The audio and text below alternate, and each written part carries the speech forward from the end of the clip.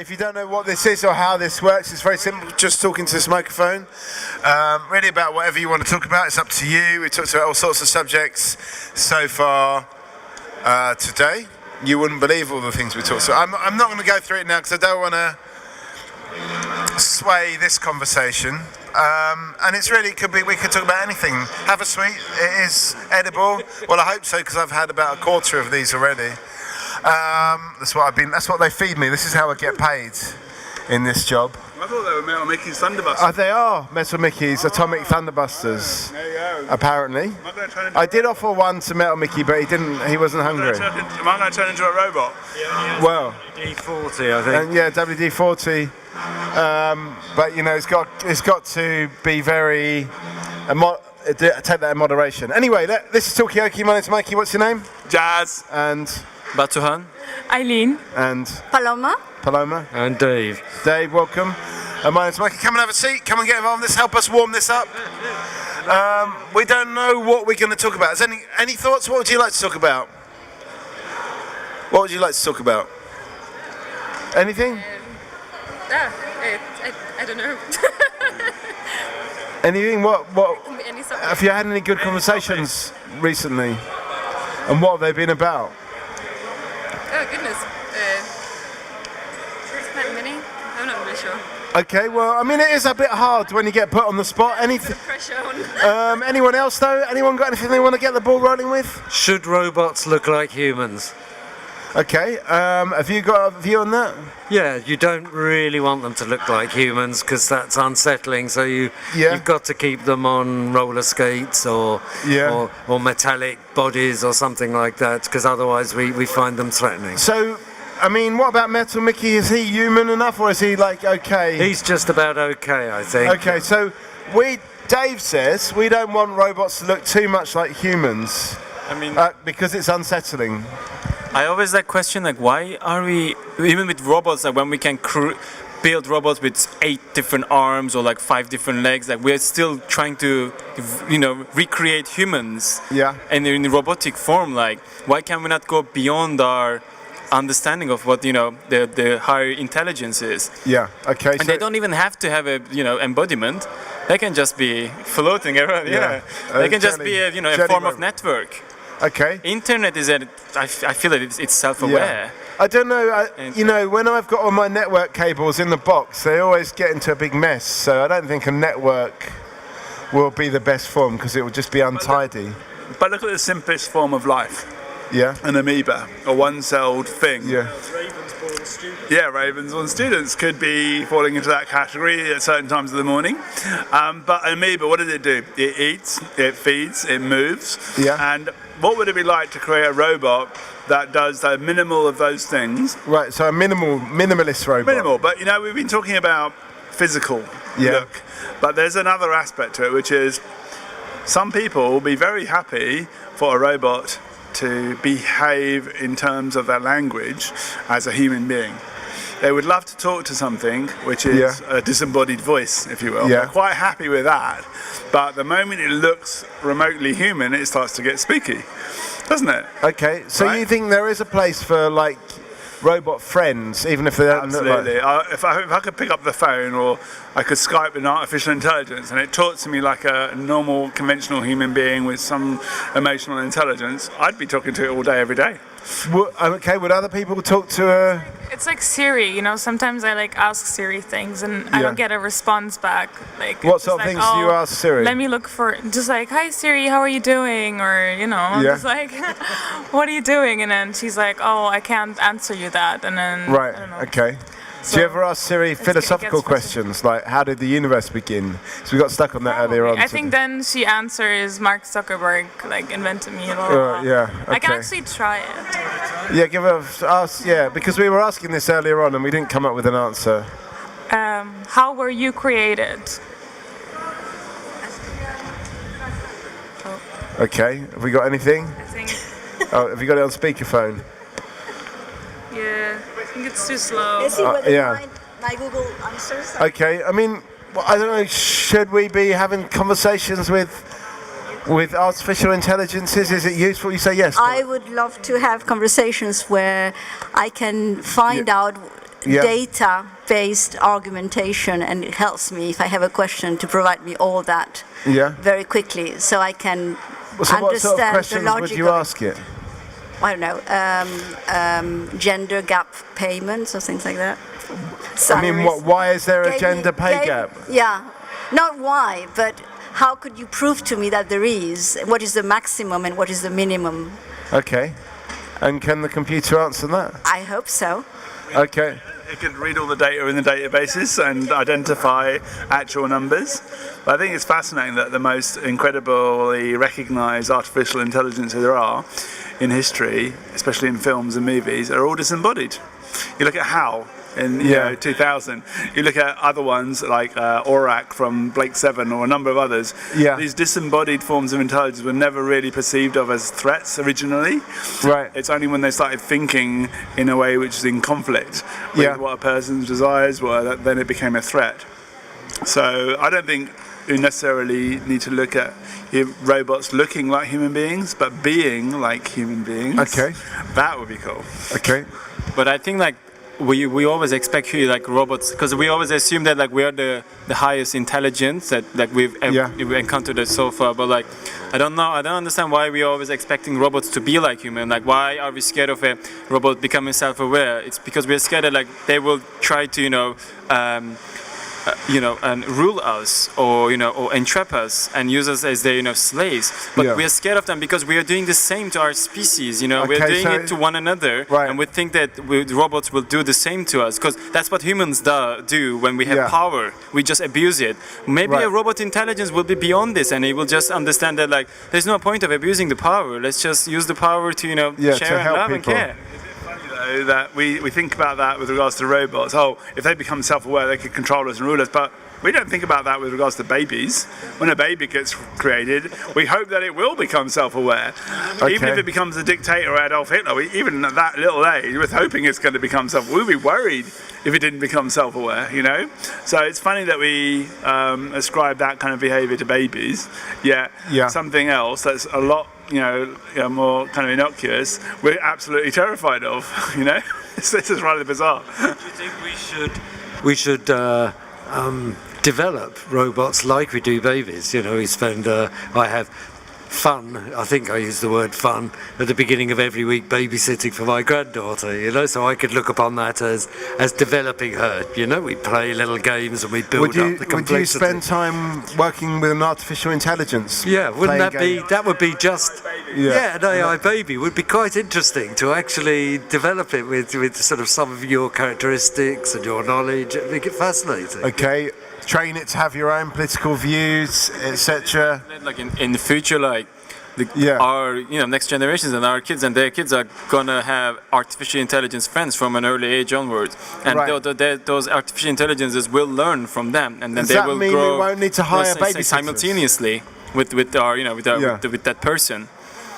Okay, so it's going to become an extension. Okay, so in a way, the AI baby will grow with a normal baby, maybe as a sort maybe we could put the AI in a little baby robot, and the robot could be upgraded every year as the AI grows, and it grows. I think if children had something accompanying them that grew like a human being, including the physical shape as well as the intelligence, it would be quite happily become the norm.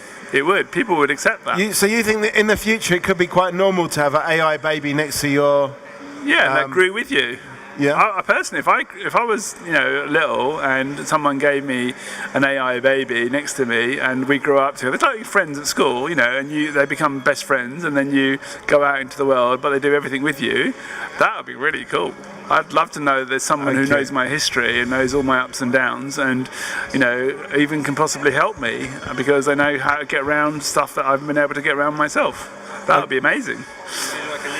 Robotic conscience at times. Yeah. Would you get an AI baby for your grandchildren? Yeah, I could see that. It's a robot brother. It's a pet. Yeah. It's an extra hand to help you care as well. I think that'd be brilliant. Yeah. Okay.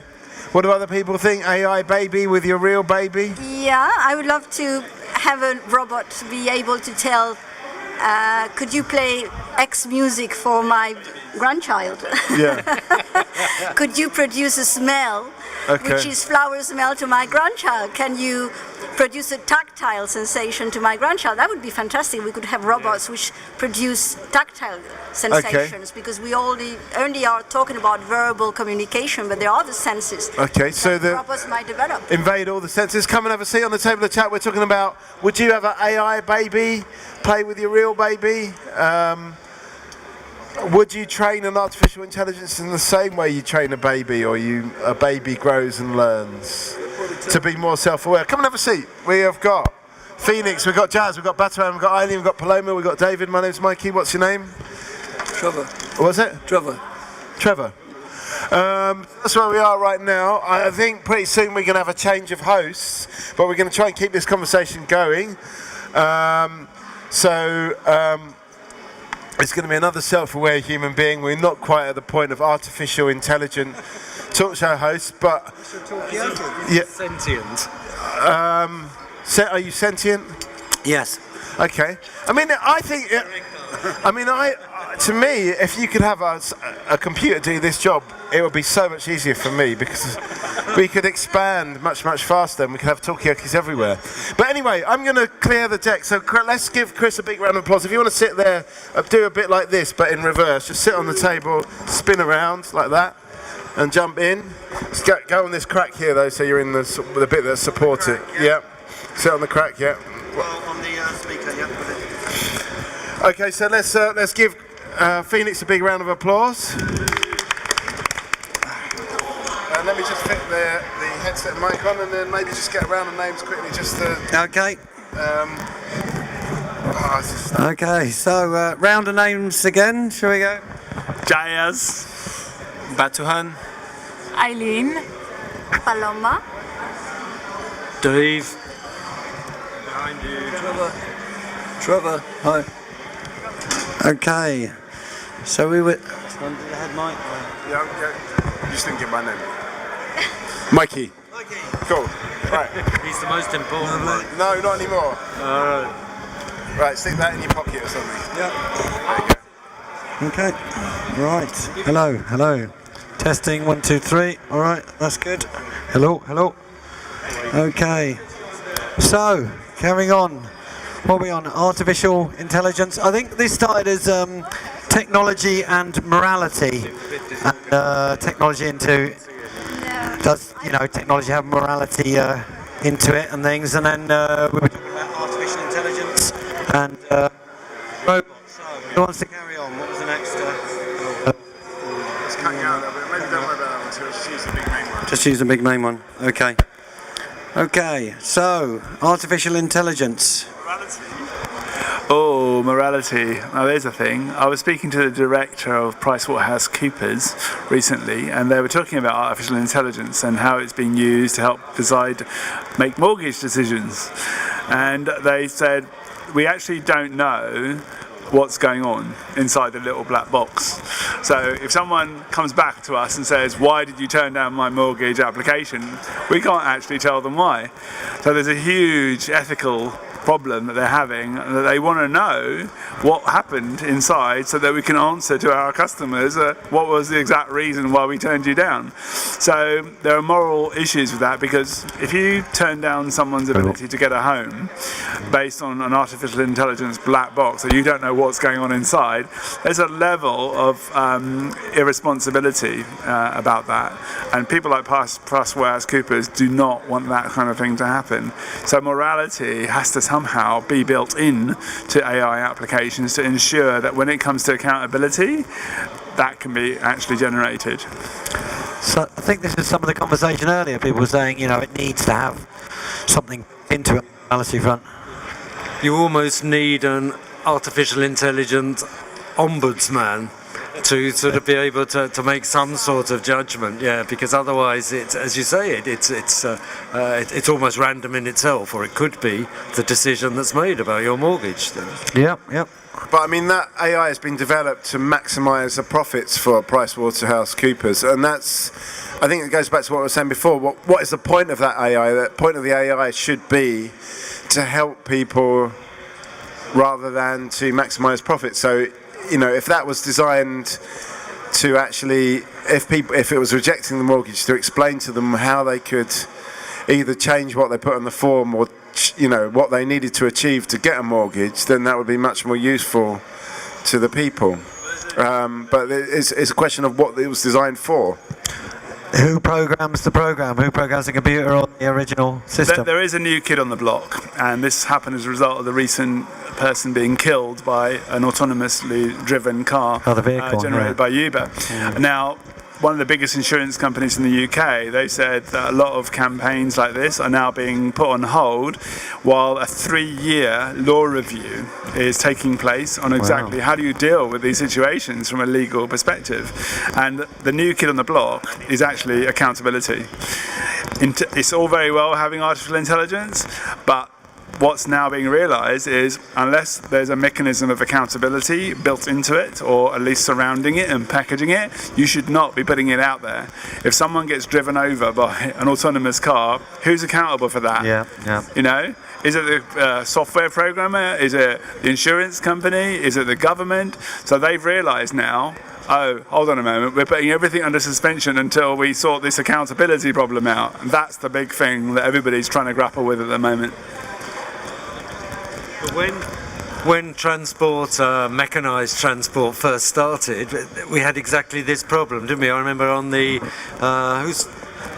who did the first train? James Watt, wasn't it? Red flag in front, someone running. Red flag, and somebody was killed on the first demonstration run. Wow! And there was a big problem to say, well, whose fault was that? In the end, they decided very sensibly it was the guy's fault for coming too close to what was obviously a hazard. So nothing really happened. But they had, 100 years ago, 150 years ago, they had exactly the same discussion and problem about saying you've got these dangerous things that, we need to decide first of all whose accountability is it if you get run over by one of these dreadful machines. It looks like the decision is to split the responsibility between the producer of the machine and the person who is using it. So the whole idea, as you said, is to make sure that there is a possibility of human error, which is going to be accountable for. So they want to mix those two responsibilities, but never to make the whole responsibility be in the producer, and not allow for the human being to pay for the losses that it could produce. So it looks like it's going to go that way. Yeah. I think there was one about drones and things like that, military artificial intelligences, that they wanted to say they have to keep a human within the decision system, otherwise it becomes fully automated, the right over life and death. Like the same happened like a couple of years ago in Turkey. Turkish government bombed Kurdish civilians, and then they just blamed it on their, artificial intelligence in their military. They say there was a problem with the system, so like we received these codes, like we thought they were terrorists there, so we bombed them, and they just bombed this Kurdish. It was kind of like a celebration, a wedding. They were going to, they just bombed them, and it was a political act, and they just blamed it on their system.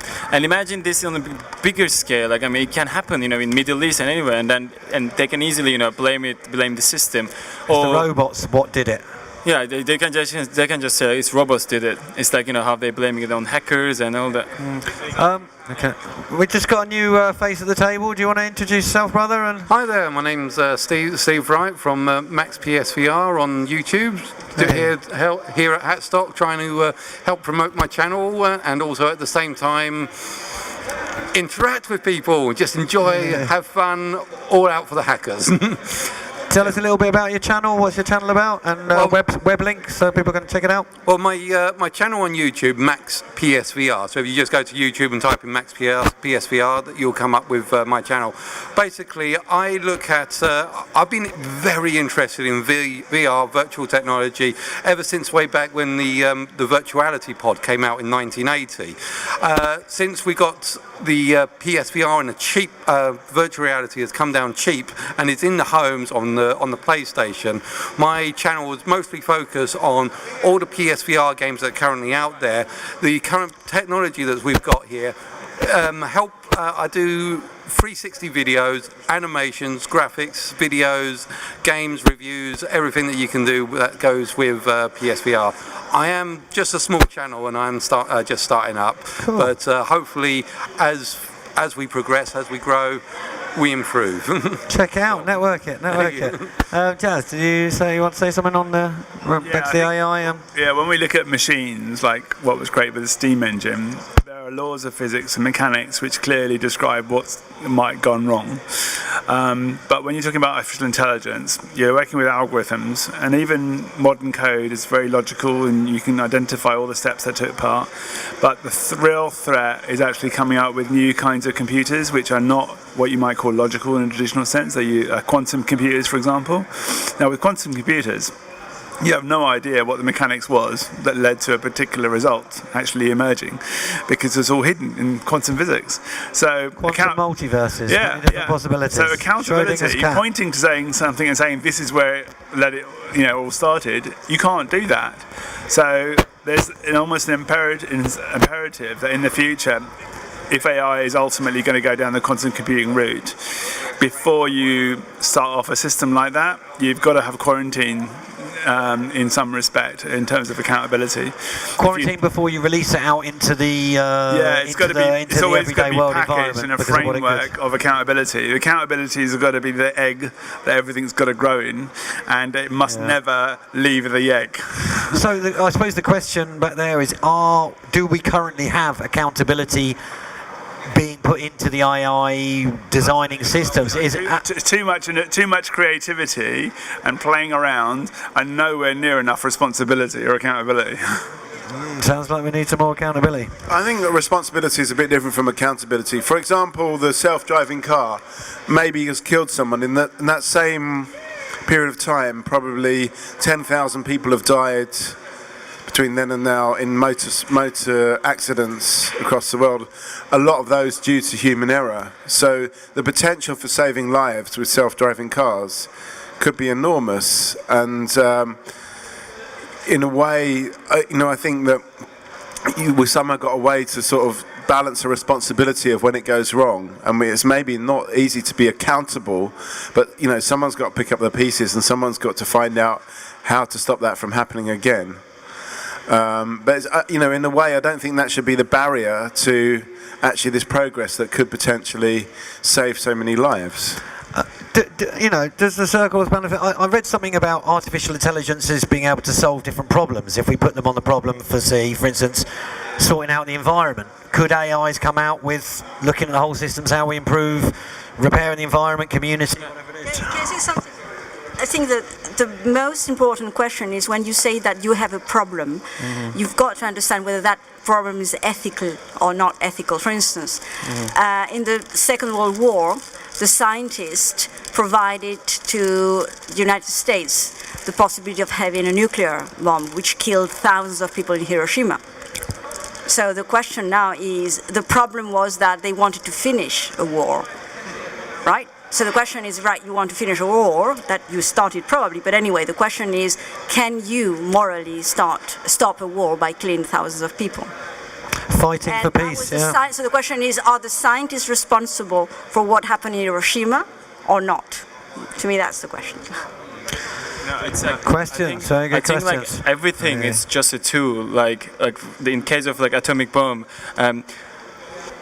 you need we have this tool dynamite, and dynamite was first invented by it was invented to rescue the miners from that they got stuck in the mines when the things collapsed. But the same tool is also used to activate the system in an atomic bomb. You need to explode the dynamite within the atomic bomb to start the reaction. So it's up to us. We can use the same tools to help one another, share and love one another, but also the same tools can be used to manipulate one another and also destroy one another. And it's the same thing is happening with artificial intelligence. Same thing is happening. It's one of the main laws in our reality. It's just we are tool making creatures, and as we shape tools, they shape us and our understanding of reality and one another. So we need to, that's why we were talking about earlier, the problem is not about the tools, the problem is the education system, the problem is the system that we live in. we need to educate people from an early age onwards to, to love and care for one another, instead of like trying to compete and be better than one another, and and then. So we can have tools or systems. Yeah. There still is a dilemma that you say that your objective is to save lives, and the method you're using is killing people. That's what I'm saying. So the question is, the basics is to understand what sort of problems we are getting into ourselves, and what sort of objectives and methods we are using, and apply some sort of ethical to both the objectives and the methods. The problems and the solutions. I completely agree with you, and unfortunately, for example, like on Instagram, like there's so much like hatred going on. All these activists that people that they call themselves activists, they're just providing hatred towards what they're against, but they don't understand that like what we are fighting is the hatred. We're trying to shift everything from hatred to love based, but how can you do this by providing more hatred? And it's the same as like how you said, like America wanted to stop the war, but no, to me, like they just wanted to show the world that they have this power. They didn't care about stopping the war. No, they just wanted to show the world that they had this power. And when Russians discovered the bomb 4 years later, then they started going like, oh, they're gonna blow us, they're gonna kill innocent people. But like that's what you did at first place. We've got 2 new places. Well, so Mike is introduced to take okay, do you want to say your name? I'm Tony. Tony, hiya. Welcome to the Talkaoke pop-up talk show. And can you introduce yourself? Hi Phoenix, I'm Carl. Hello Carl, nice to see you. Okay, we've been talking about morality, technology, artificial intelligence, problems and solutions. I don't think those scientists can be excused completely, because they are the ones that actually knew the potential of destruction that they were creating. And I think, whatever science you make, it's part of your job as a scientist to actually understand how that could. And obviously, you can't imagine every single scenario. Just as when Marconi invented the radio, it was about shipping. Was it Marconi or Tesla? I think Marconi did a few that actually were done by Tesla. Marconi was radio, but Tesla did the early work on transmission. Okay. Anyway, that's, as a person in the middle, it's not for you to contradict me anyway. But nevertheless, the point I'm making is he didn't really fully understand the possibilities of radio, and you can't hold scientists to account for not thinking about those possibilities. But you can, with the atomic bomb, it was kind of obvious they were using it for a very destructive purpose, and I think those scientists have got an ethical. What's the word? Obligation to explain and understand that power. Okay, so we got a couple of points here. Steve and then Carl. 1, 2. I'd say I totally disagree with the arguments about scientists taking the responsibility on this. So I'm trying to make sure that I don't. I disagree with the fact that scientists are taking responsibility on this, simply on the basis that scientists are trying to create a better world through trying new discoveries, new technologies, new inventions and new things. Now, just because something can be dangerous, they will know full well that it can be dangerous. Doesn't necessarily mean they shouldn't explore it. For example, let's just say I discovered a way to create a black hole. I could use that black hole to create unlimited energy for the planet, giving power and free energy for everyone. But still, I'm creating a smegging black hole here that could destroy the solar system. So, I can put that forward to everyone, and I say, right, this is the facts. It can be destructive, but if you guys are wise enough, you can create something beautiful with it. And therefore, it's a responsibility of the tool users, not the tool creators. If it was the responsibility of the tool creators, then let's just say Smith & Wesson should be locked up for creating so many guns that they sent to shields. It is not down the responsibility of the creators. They create the tools for us to use. It's our responsibility of how we use it. Yeah, I would agree, and I think it's all about the stories that we associate with the technologies and the narratives we have around them, and what goes into the common consciousness of what this technology is for. And if you look at Zuckerberg's vision for what he's going to do to VR, it's horrific, just totally horrific. And can you tell us a little bit more? Well, let the panel know what it's basically Second Life. It's like it's the whole hikikomori. You know, like let's encourage people to be even more like cut off from reality, you know, and interacting with avatars of people rather than with real things, and like being in nature, and like, you know, that you can just. I studied actually hikikomori in Japan, and I was lucky enough to get a Winston Churchill grant to actually go and look at what the problem is and how big it is, and how do people getting cut off from reality? Yeah, they reach a certain age and they say fuck society. I'm like out. I'm not gonna take part. I'm like, it's too much like hassle.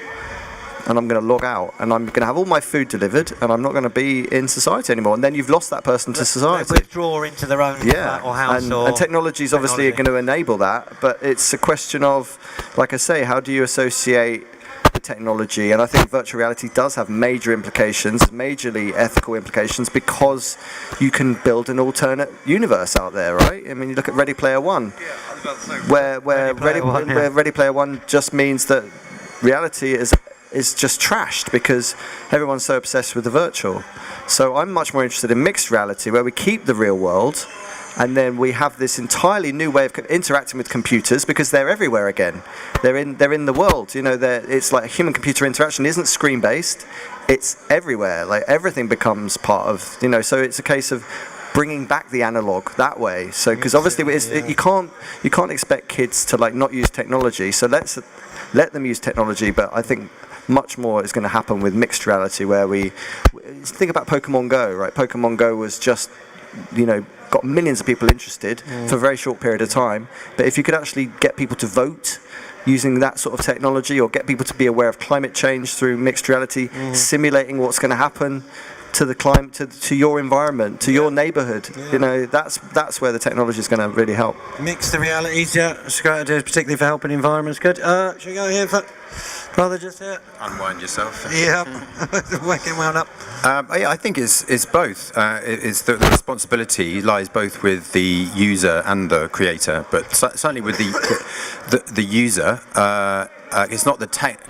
It's not necessarily the technology itself that's the issue. It's the way that we manage our relationship to it, and that is kind of the responsibility of the user. But of course, the motives of the people designing the content for the technology, of course, are an issue, which means that sometimes the user doesn't manage that relationship adequately. So yeah, it's kind of both. But I think more and more. The technology, in a way, and the way that we're kind of bombarded with it, is kind of asking us to really wake up and become aware of how we are managing that relationship. And it's very easy for all our reactions with all the tech around us to just be kind of automated, and we just instinctively react to everything. But by becoming aware of how we are with it, we then become much more conscious, and we make better decisions, and we manage that relationship with it better. Cool. Mikey? I mean, I think everyone's got some part to play in the kind of ethical construct, and I don't really agree that you're just neutrally creating a tool that somebody else could use for good or bad. For sure they can, but you, as the creator, your ethics are about seeing the possibilities, not necessarily legislating of what those possibilities could be, but trying to help people understand what could happen. I mean, for example, Carl talking about going to research this phenomenon of social isolation in Japan is a kind of science. It is a scientific research, and it's an ethical research, because you're trying to find out how to reverse that. And I don't think you can separate that level of research, be it artistic or scientific, from ethics. Yeah, one there. We'll come round. Sorry. We're just working our way around clockwise. So all I was going to contribute is that I think it's more the pendulum swings more towards the creator. So let's say I invented a time machine. We were on time travel at the start. Yeah. Oh, you were. Okay. Then I think I would have a lot of responsibility not to allow everybody to play with this time machine, because we don't know the consequences. So, yeah, I don't think it's a simple answer. So, but I swing towards the creator. I'll pass it to them. We're doing talking microphone, looks like. It's coming your way, Steve. Is it like final thoughts? No, we're I don't know what time we're on till, Mikey. Sorry, the guy is gone. I wonder where he's gone. But Time are we on till? All right. Sorry, the guy has gone. But to answer his question in regards to ethics, I say that ethics is subjective to the actual culture that is supplying those ethics. For what may be ethically right now is completely different to what was ethically right a couple of centuries ago. Very good point. For example, they say that it's unethical to be cloning things like sheep and creating artificial meat. So if you walked into a room and you see like meat growing on grapevines, a person could be absolutely disgusted at that sight. But when you think about it, it's vegetarian meat that's growing. Ethics is subjective to the cultural point of view at that time. So therefore, yeah, going forward, should ethics really be a part of science and discovery?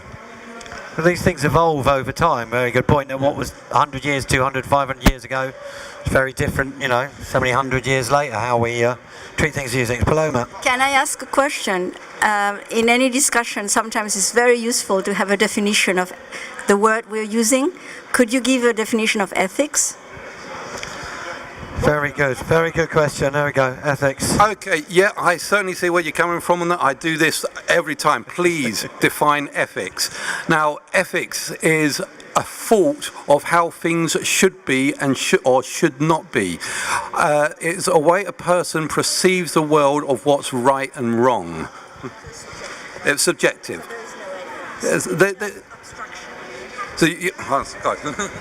So the idea is that we come back to the individual. The individual is the one who makes the decisions, who has the perception, and that is reality. Anything which is going away from that, trying to put people together, is an abstraction, and therefore ethics as a word, which is trying to define the set of decisions taken by people with perception, becomes an abstraction. Okay. So that's very good. That's very well put. I don't have anything else to say. So the ethics and morality of technology. Sorry. Thank you very much. Any final thoughts? We rest our case. Sorry. Yeah, I mean, it's very good to think about these things. Thank you very much, guys. Nice one.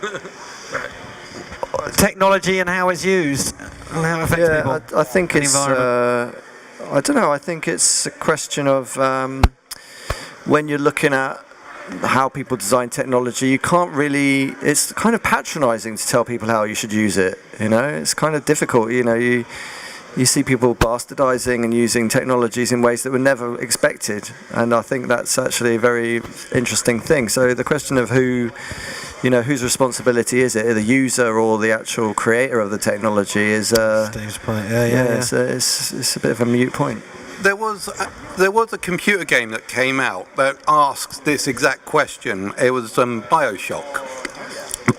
Ryan say, no kings or gods here, just man. And the post-apocalyptic survival kind of one. It wasn't post-apocalyptic. It was based in the past. Andrew Ryan. The storyline is that Andrew Ryan took a society away from everyone else, and he created his own society where ethics did not exist. There was no ethics, no gods, no government, nothing, and you were free to do what you wish. Now, the actual game portrayed a horrific setting, but as I say, when it comes to storytelling, it is in the mind of the creator who creates this. But the game BioShock does actually bring up this sort of situation. If people were allowed to do what they want without any obstruction, such as ethics, what would happen? What would become of us? Do we need ethics, or is it something that just blars us? I think the analogy of the tool that you were using earlier, and a bit Carla as well, is the person who creates the tool never knows actually what that's going to be used for over the next 10, 20, 100 years, and it can change over the evolution of its life. Well, no one. Just quickly.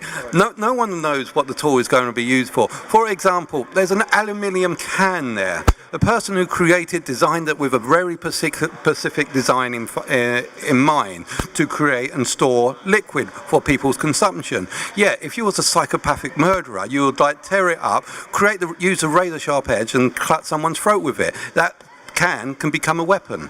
So therefore that is in the mind of the creator or the beholder, not what it's designed for. Nothing can ever be used for what it's designed for. Throughout human history, everything has been following by certain particular rules. When someone creates something, they ask, is it being used for games? Everyone uses something for games. Is it used for pornography? Is it used to create money? And also, is it used to kill people? Those four things, it will be the deciding factor of what everything is used for. Porn, money, games, and killing. Just a quick one, just that whole idea that one of my friends had a dream and she was basically in a VR situation, but she was basically, it's a new form of prison. So a bit like what Mark Frid's going to be doing, but she was in the body of a terrorist and had to basically witness all of his actions, and like that was her life from then on in. She was just like, instead of being put in a room, she was put inside some evil fucking guy's head. So it's kind of like, again, VR is going to be used for that, as well as it's going to be used for mindfulness and putting people into a sedated state. Just from the different uses, what about the use of learning? Because I think even being put into the mind of a terrorist, you might learn a bit more about their motivations and how to stop them. Because it is a bit of a mystery why people commit terrorist acts, I think anyway. So it could be quite, even though it's a not very pleasant experience, it could be quite insightful. It's definitely, it depends which virtual reality you're put into. It can definitely show a lot of different things. There's ones I've seen virtual reality where they show you inside an animal farm, ones at the Bonn Climate Summit they had where they show you what's going on for climate change refugees and what it's like for them, so you can have some empathy for what's happening. Just thinking about control, and if the user or the viewer or the participant in the technology is in control or is kind of conscious of their interaction with the technology, then I think it's a healthy, ethical situation. But where that isn't the case, maybe because the interaction is kind of unconscious and automatic or whatever, or to take the VR example, being in the mind of a terrorist, it might for some people be a learning experience. For other people, it would be such a terrifying experience that it would be extremely unhealthy, and they're not in control. So I think that's the issue with some of the VR content out there. There's just no real limits on what's produced and how it's consumed. At some point, there probably is going to have to be, because there could be a lot of people then very much out of control with the way that they're consuming what is a very powerful form of media because of its highly immersive nature. Yeah. I believe it has the potential to take people into a lot of different perspectives and ways of looking at things. We've got a new face at the table. Would you like to introduce yourself? Yeah, my name is Jürgen Hofkes. I'm a friend of Carl, and I didn't have anything to do today, and I asked Carl, any ideas? He said, come here. So I don't know. Fantastic. We've been talking about ethics and morality and technology and accountability within technology. Things like artificial intelligence, robots. Could robots become judges? We basically technology and ethical concerns or thoughts or this sort of thing. Virtual reality. We've been time travel. We started on a bit. We've been all over. I'm just going to shoot off. So I'll just give a final thought. I mean, I think you really can't predict where it's going to go, and there is an element of emergence to all of these technologies, which is exciting as well, and uncontrollable. And in reality, we're not in control. And I think, maybe not saying this particularly for VR games, but I think part of you know, that journey of discovery is not being in control, so that you can discover new things, and you can be taken places you wouldn't think of going yourself. All right, that's my final thought. Good luck. I'm going to leave you in control. I think that's a very interesting thought. I think I've heard people within the activist community saying that our whole system doesn't actually have anyone in control, and it's just consuming up the planet and just going to keep consuming. And do we know what our actual, system is doing? And we need more ethics and fair system put into things, because the state of the planet at the moment, we are on automatic consuming things, and we need to change the program or the ethics or the things within the system.